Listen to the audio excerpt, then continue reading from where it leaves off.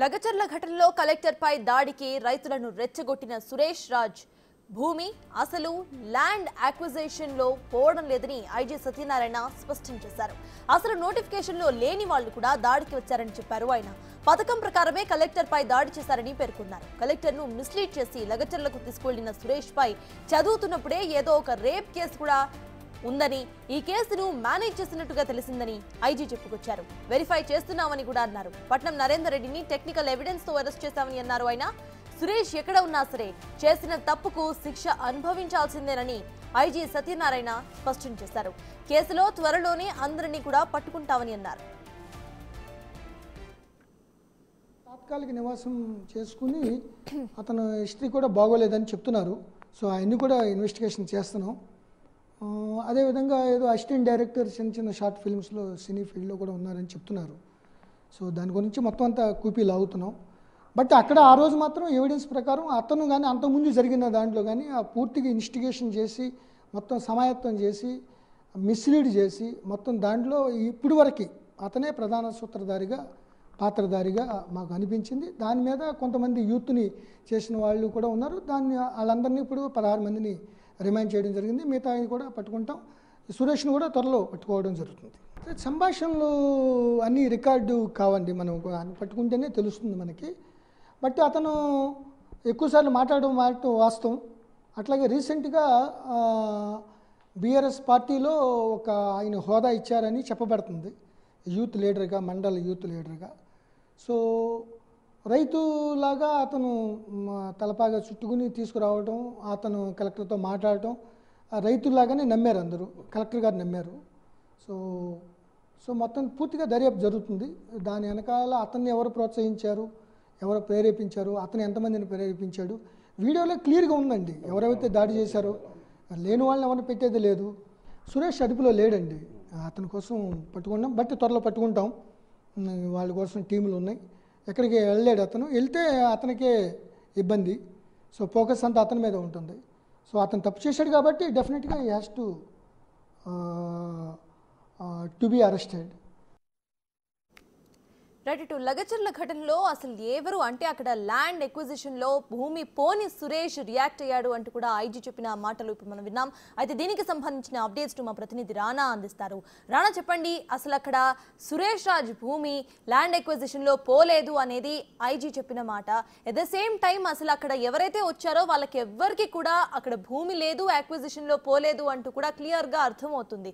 దీన్ని ఎలా చూడాలి? అప్డేట్స్ ఏంటి?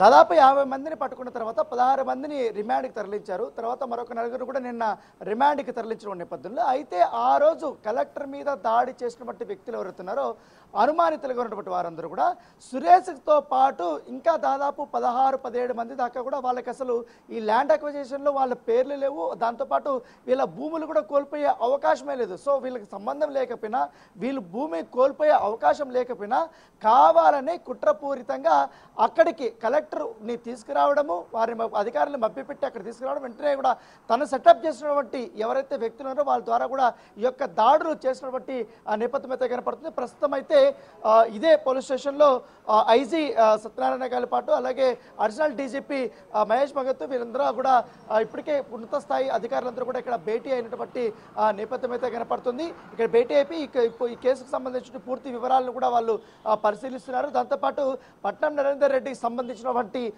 పూర్తి స్థాయి ఫోన్ ఏదైతే ఉందో ఫోన్కి సంబంధించినటువంటి ఓపెన్ చేయాలని కూడా ఇప్పటికే నిన్న మెజిస్ట్రేట్ను కూడా కోరారు కాబట్టి దాని పర్మిషన్ వచ్చిన తర్వాత మొబైల్ని కూడా ఓపెన్ చేయబోతున్నారు. మొబైల్ ఓపెన్ చేసిన తర్వాత దాంట్లో ఎవరితో ఏం చాట్ చేయాల్సి, దాంతోపాటు సురేష్తో ఏం సంభాషణలు ఆయన చేస్తాడు, ఎలాంటి చాటింగ్ చేస్తాడు అనే దానిపై కూడా పూర్తి స్థాయి వివరాలు వచ్చే అవకాశం ఉన్నట్టుగా మనకు సమాచారం అవుతుంది. ప్రస్తుతం మనం పరిగి పోలీస్ స్టేషన్ దగ్గర ఉన్నాము.